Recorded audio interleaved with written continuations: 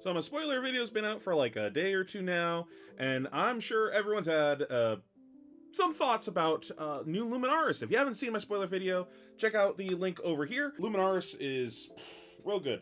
I've had a bit longer than you guys to stew over this and concoct some ideas of what I think is good about this new Luminaris. So the first immediate thing that came to my mind was, well, two things really. The change to your cost curve of the deck, because you don't need double blue every round, and the fact that this fixes one of the problems that the deck had. All of your good cards are yellows, and that kind of hurt the deck building process before with New Prism. And these two things go hand in hand. Your good cards are yellows, and you don't need to play all these blues. You know, we got the obvious ones. All your Figments are yellows.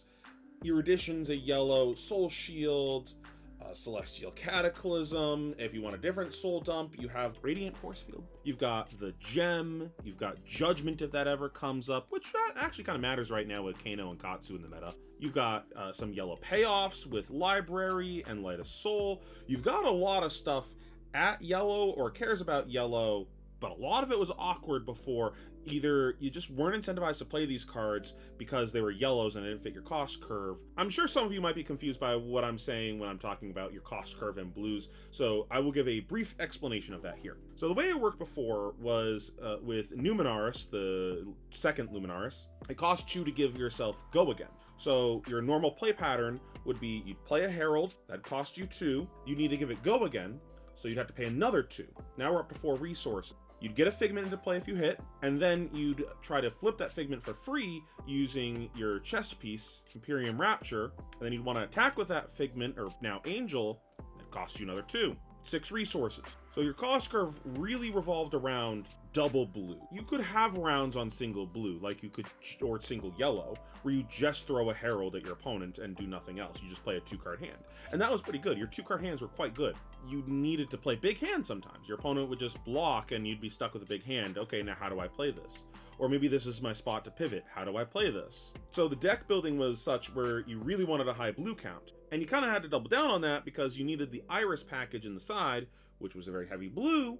All those auras are blue, so you need those in the deck. You need a blue to swing with each of the spectral or each of the auras. That's even more blues. So you're really incentivized to run a high blue count. And this caused issues in deck building where so much of your deck construction was just taken up by blues. And you're like, man, what else do I have space for? Because, you know, I need these auras in my deck. I need all these freaking blues. I have a couple good cards in my deck. What do I have space left for? I need some Heralds to actually hit my opponent with, and they probably should be reds. Deck building's done. So this really opens a lot of deck building space up in the deck, because now your pitch cards are just the cards you're also trying to play, so it really consolidates a lot of space within the deck. You got things like Erudition that you're just trying to play, but it can also be your pitch for the round. There's also awkwardness that's taken out of the deck, because things like the Figments, when you draw them, you're not trying to play them from hand. You really don't want to arsenal them. So they'd be pretty awkward when you're holding them because they didn't fit your curve. They did still pitch to play a Herald, but now they do that in a better way because you're trying to pitch yellows to play your turn. So a lot of the issues of the deck are resolved by this, and it's just an overall smoothness of the deck and quality of life. Plus there's something kind of less tangible there of just the feel and flavor of the deck, where it just didn't really feel right that it was a blue heavy deck. It just made sense for Prism to be a yellow pitch deck. It kind of broke the identity of the hero in a way. Another thing is cards like Erudition and Figment of Erudition, much better now. And that was also something that was annoying before. They really weren't very good. If you swung with Figment of Erudition, you needed to like either already be flipped or you spent your turn flipping it and swinging it, and it just didn't work out. Because like if your plan was to play a Herald, hit, go to Soul, get the free flip, then swing the Figment of Erudition, that doesn't work. Well, it does work. What are you doing with the cards that you just drew? You can't give it Go Again because the Luminaris says once per turn, so you can't give it Go Again. So now you're just sitting here holding these cards and you're like, I guess I get my pick of an arsenal, but then you're playing a really heavy blue count, so your average card off the top of the deck isn't very good. So there's a lot of cards that you just don't want to arsenal, so you don't want to just take a random card off the top and set it. Now these effects are much better because you can map out your turn with far more agency. You can swing a Herald, then swing the Figment of your edition, then do something else with the cards. Maybe you have another Herald set and you're just like, I just want any pitch card to play my Herald that's set, or you just, any 2 cards generally play. Like if I just draw a blue, and even a blue Herald, like I don't care, it's just free value. I'll just throw that and get my free value. Or maybe I pitched a blue to my Vestige to do my second pitch, and I still have 2 floating resources, so I can play one of the cards that I drew and set the other one. There's like a lot of things you can do there. And then of course, Herald of your edition, better for the same reason. Now I can utilize all these cards that I'm drawing, because it's not a once per turn go again. I get a go again on the Herald, and I get a go again on the Angel. So I can have turns where I go Erudition, Angel, second thing. I guess third thing, if second Herald. And the other thing that's good about pitching yellows in the deck that is a underlooked part of it is pitching yellows does make your second cycle of the deck much more powerful. This was something that I would take advantage of back in Monarch Prism back in the day, where I'd play for a long game and I'd see my opponent is just pitching blues without really having any second thought about their second cycle, where I'm pitching all these gas yellows back into my deck. I've got all these Eruditions going back into my deck and things like that, and now my second cycle is very good. I'll block, I'll play for a long game, we get to the second cycle, I'm still going, and if anything, I'm coming in stronger now than I was earlier because I was blocking so much, where your hands don't really present much threat anymore. And an added benefit of that wasn't really present in old Prism because the way that she played back then, when your opponent is coming in weaker on second cycle, that makes your Angels better. Because one of the things with the Angels is you're gonna have to block to protect them, but if your opponent is having below rate rounds because they're in their second cycle, that's much easier. If all their cards are blues at this point, pretty easy to protect your Angels. Now it's very easy to block with like 2 to 3 cards, keep 1 card, swing your Angel pass, and just kind of keep doing that over and over again.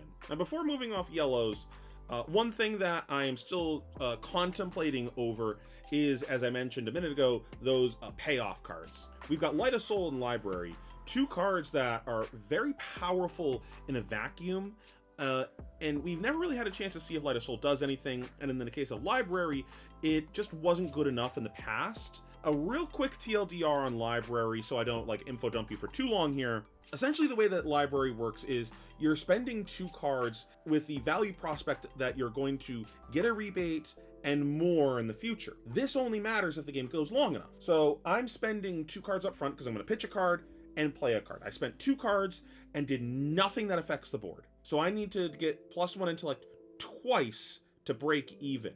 I've lost quite a bit of tempo doing this.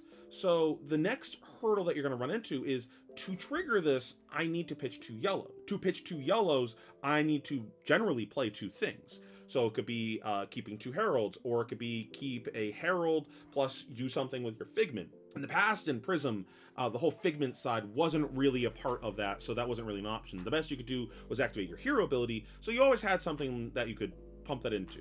But it does mean that you have to keep a certain amount of cards to actually trigger this. And you just made a tempo negative play, so your opponent didn't really have to block as much, so they can punch you back pretty hard the turn that you draw up. And now we've got to buy some space and get that time to get our value back out of the library. Then on the 3rd turn that we trigger it, now we're up a card. So the math is weird on it because you need a few turns for you to get ahead on math. Kind of similar to how the math is weird on Duskblade. It's a investment in the future. The way Fab is for the past year, that's generally all you look at a lot of the times. Just the raw value, adding up the numbers on the cards. Did I get over 3 per card? That kind of evaluation of your cards. Library does something less tangible. It does something powerful that not a lot of cards in the game do, and it is a very specific powerful effect in Fab. That's carrying forward resources into future round, and also giving you a potential for multiplicative scaling within your hand. What I mean by that is the individual pieces might be worth less than the sum of all of the parts, because a 5-card hand might create a situation where the average value per card is worth more than each card individually. Like, for example, maybe every card in my hand is worth 3 points. Like, I pitch a card and I play a 6 power card. The 2 cards were worth 6 together, so 3 each. So each card on its own might be worth 3, but maybe in a situation where I have 5 cards, the value goes up slightly. And we see that in some decks. That's something that Draw My with Tome does. I explained that a little bit in my Is Tome Overrated video. Not something you see often in the game, and especially now in the current design, but when you do, it's very powerful, and that's something that you do technically have access to with a 5-card hand in Prism. You do need some certain pieces to do that, so like Tome of Divinity plus Vestige of Soul let you do that, where now I'm going even further beyond, and I'm going kind of crazy on my turn, and it lets me play the game in more of a style akin to like Fab Point 1.0, where it was less about just adding up the numbers on your cards and more of I'm playing towards specific turns and doing powerful things, where it doesn't matter that I went slightly behind on this turn, like I only got 8 out of my hand on this turn, because I got 25 out of this hand. So it doesn't matter. And that was something that you would see back in the past and how Fab played. So that's something that Library can let you do. And it also lets you, again, carry forward resources into future rounds, which is a powerful effect in Fab. So Library opens up some avenues there. I think it is something that a lot of people are going to look at and overrate and not understand where and why it's powerful. So if that's a card you're considering in the deck, be careful in how you're putting it in the deck and consider your play patterns and what your plan is with the card, because not something you can just like stick in the deck and not have a plan with. It's generally something for specific matchups where you know they're going to go long, you're going to have the space to play it, and it will swing the matchup. It is a card I am looking at right now for a few matchups, for example, but I don't know if that's actually going to be good. In the past, that wasn't good enough in old Prism because your other game plan was just better. Doing the aura stuff was just better, and it didn't kind of jive with the auras because a lot of the times you're playing on your opponent's turn or only pitching 1 card. So I'm not trying to keep these big hands. I'm trying to block and play my thing. So you really need to have a strategy where a lot of the times you're just saying no blocks, send it. And I mentioned it a second ago, Tome of Divinity and Vestige of Soul is another thing worth looking at because of the Herald style of the deck. These cards might have gotten better with this weapon because now you have extra resources to sink into things where you don't have to be dumping all these resources into go again, and you can play bigger hands. It doesn't matter if you draw 3 cards if you literally can't play all of your cards because you only have 1 extra action point from the Luminaris. Now we have 2 action points, so maybe I can use all these cards. Worth looking at again. Now I mentioned earlier in the video about the blues, how this does change your cost curve of the deck. You're essentially looking to pitch 2 blues to cover your round. While you don't need 2 blues specifically to cover your round anymore, doesn't actually change that much. Before, it just said you have to have 2 blues to play multiple things, and you're just getting scammed out of 2 resources. Now instead, a lot of the times you're going to be pitching 2 yellows. Technically, the second pitch doesn't have to be yellow, but generally you're pitching 2 yellows. So anytime that you're pitching a yellow, you are just getting scammed out of resource, because you could have just pitched a blue and use that other resource for something else. So now we're just getting scammed in a different direction of now we're having to pitch yellows instead of pitching blues and getting taxed on the blue. It ends up being very similar. The difference maker there is we don't need a blue to cover a round anymore, or 2 blues to cover a round. We can pitch a blue and a yellow, we can pitch 2 yellows. It offers a lot more flexibility in how your hands play, and kind of going back to my other point, a lot of your good cards are yellows, and you're not always looking to play them when you draw them, so having that flexibility of I can pitch this, I'm legally allowed to pitch this to cover my turn, is great upside. When you draw a soul shield and your opponent doesn't punch you in the mouth and you already have an arsenal, you're like, what do I do with this in the other Prism? Now you're like, oh great, this is my pitch for the round, here you go. Or a Figment and things like that. Like there's a lot of cards that can be awkward in your hand, and the way your blocks would work out before were also awkward for that. A problem that you'd run into would be you draw into these pieces that we were like, I don't want to play this right now. I really just want it in my deck like a Figment, but I'm also not trying to pitch it for my round, but I have to block this turn, but the cards I want to block with are the cards I want to pitch or play. So if I block with them, now I'm stuck with this card I can't do anything with, and I just don't get a turn. I can't do anything with this card. This opens up a ton of flexibility in what your play patterns are going to look like, and again, it's just a ease of play, comfort, quality of life type of thing for the deck. You are still looking to pitch 2 cards to cover your turn, so it ends up essentially being the same thing. You're still pitching as many cards. It's not like the weapon becoming free changes the number of cards you're pitching. You're still covering your round with as many physical cards in pitch as you would before. But it does open up some other play patterns that can be interesting with things like War Tune, where now I can, for instance, pitch a yellow, play a War Tune, and then I can pitch another card to swing with my Angel, still have some floating resources because I pitched a blue as my second pitch. I still have 2 resources now, and now I can play a Herald at the end, and it lets you play bigger hands, essentially, where before that just wasn't an option. You physically couldn't play the 3rd card because you only had the 1 go again. That just wasn't an option. But even if it was, you didn't have the resources to cover it because you're getting taxed by 2 resources on your Luminaris. Editing Pheano here. Forgot to mention this. It also opens up the ability to have the double War Tune turns that were really powerful with the old Luminaris, where you'd pitch a yellow and throw 2 1-cost heralds, so you could combine, either do War Tune Herald or Phantasmal Symbiosis or Miraging Metamorph, letting you have, if it's double red 1 for 7, you have a 3-card 14, and the rate on that's insane. And similar play patterns to this also exist with the Vestige, where you can, same thing, pitch a yellow, swing a Herald, then pitch a blue, getting 4 resources, and then you can use that to either play another Herald, or swing an Angel, or flip and swing an Angel. You don't get the free flip there, so you do need the extra resources to do that. There's things that exist here that open up more plays. And more plays are better. More options, good. Now, let's get into some of the problems that still potentially exist in the deck. First big one, Dromai. I think Dromai might be a bit better than it used to be. For one, the Eruditions being actual real cards in the deck, things that you're looking to cast and play, that makes the matchup much better. Being able to hit an Erudition into one of their dragons, draw some cards, and keep going, and have a really big value turn, that might be one of the axes that we look at in the matchup to try to get ahead, where we have these on-hit draw effects and try to snowball our value. What I was talking about earlier with having more deck space because you're not littering your deck with all these crap blues, this does give you the ability to have more tech cards in the deck without sacking value in other matchups potentially. So this could give you more space for tech cards in Dromai. I think this could potentially be a salvageable matchup. I don't think this is ever going to get to the point that it's a good matchup by any means.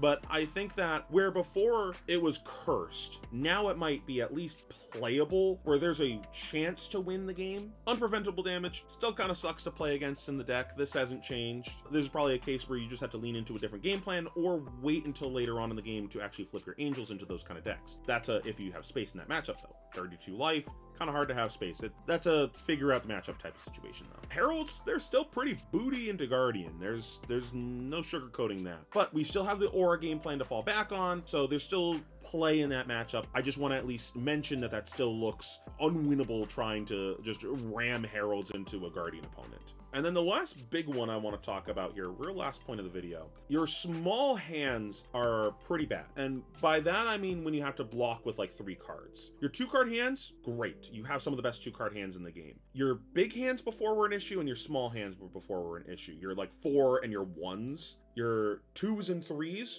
that's where you wanted to be. But if your opponent just like passed and left you with a 5-card hand, you're like, what do I do with this? Oh god. That is solved now because the new Luminaris lets you utilize all of your cards better. But if you have to block with 3 cards, what are you doing? What can we do on a 1-card hand? If we have a Figment in play, we could flip it. If we have an Angel in play, we already flipped a Figment previously, we can attack with that. If we have a Herald in our arsenal, we can keep 1-card pitch and play the Herald in arsenal. If we have no arsenal, we can just arsenal our last card and try again next turn. The issue is when you have an arsenal and you have to block with 3 cards, but whatever card you end up keeping doesn't play the card that you have set. Now that's probably more of a case of maybe don't set cards that you can't play off of a 1-card hand, but I still want to point out that that could be a potential problem. There are some things that you could potentially set that just aren't good on their own or with 1-card hands.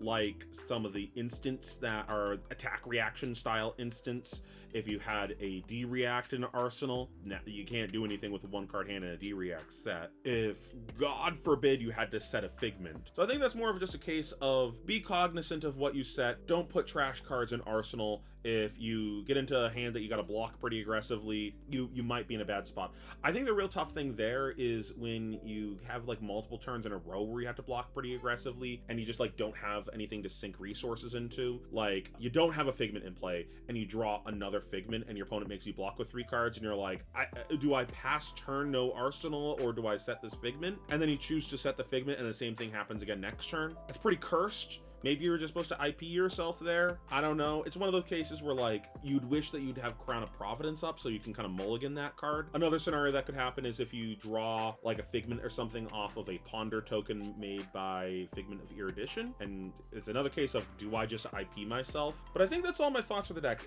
The deck looks promising. I think there's definite play to be had here. I think the deck was already actually pretty reasonable this past weekend. Lucas brought it to the 20/10K, the Realms event, and he did okay with it. I know he had like a okay record, and it was more of a case where he needed to change a few cards in the list, he said, and he could have done better. I think New Prism really preyed on what the meta was for that past weekend minus Dromai. You know, this is coming from someone that was not practicing Prism from the event, just kind of in theory here. Good matchup into the decks that you're bringing auras into, so like I imagine like Guardian and Assassin and other things like that have a real awkward time clearing. You actually had a pretty good matchup into a lot of the aggro decks. A lot of the aggro decks really don't like dealing with Heralds. They're just holding a grip of 2 blocks and they're like, yep, take 7. You get a Figment. The value swing on those turns was so good into those decks. And then the passive life gain you'd get from the Figments was also really annoying for them, because if they ever had a hit trigger that mattered, you'd just be like, nah, I don't want to deal with that. I'll flip my Figment. And I think a lot of the rest of your matchups are pretty playable. Like Azalea seems like it's decent enough. The red and the ledgers don't really do too much to you because you're like, say less, I was only playing one thing anyways. Here's a Herald, I'll get a Figment and flip it. And then once you get those Figments and stuff, it can make it so you can fight over their hit triggers. So that seems like a very playable matchup. I think the deck was at a decent spot for that tournament. So if it was a decent spot there, with the new Luminaris, looks very promising. Now, of course, Dromai still looks pretty bad, not gonna lie. I don't know if it's a case, though, of waiting for Dromai to LL to play this deck. I don't think so. I think it's gonna be more of a case of either making Dromai playable, and then it's just a fine pick for a tournament, or you bring this as a meta pick for a specific event. You look at Charles for Nationals. He literally sacked Dromai in his matchups. Won the whole event. You don't need to beat every deck. You don't need to be there to beat everything. Sometimes you just need to run the gem roulette and get a little bit lucky. It's just been tough with Dromai because it's been such a popular deck. A lot of people just really enjoy playing that hero. It's tough bringing a deck that can auto lose to that when you know it's so popular. So that's why it's been bad before, where in the past we see how people still play Guardian back when old Prism was around. I think it is pretty reasonable to play her now in the upcoming meta. One of the points that I was making during the pre-spoiler of my card was, I think that this is going to make Prism a reasonable deck, and you will not be a clown for bringing it. I think before you were just griefing yourself bringing Prism for quite a while. Now that's definitely not the case. I don't think that was the case with the Realm event. I don't think that's the case after when we get the new weapon. So I think you can submit Prism and not feel like a clown. That being said, what are you guys' thoughts on the weapon? Do you have any spicy ideas with the deck? Any ideas on how to solve Dromai other than just jam 12 poppers in the deck? I would love to hear what you guys think about it. Also, so long as you're clicking on things, go in the comment section below. Let me know what your idea for the new nickname for Luminaris is. We called the last one Numinaris. I think we gotta figure out a new nickname for this one. I'm gonna be running a poll on my Twitter, letting everyone vote on what we all think the new Luminaris name should be. So give me your ideas down below of what we should call it, and I'm gonna peruse that in a few days. If you guys enjoyed this video, please subscribe. I'm trying to hit 5,000 subscribers by the end of the year. Don't know if we'll make it, but every subscriber helps. If you want to see some more content, please check out my Patreon now that we're in this like down season of Post Worlds. I'm gonna be making some more on there. Planning on doing a updated matchup guide for Dromai now that I've had time to digest Tome and how that changes all your matchup. And as always, thank you so much for watching. I appreciate you.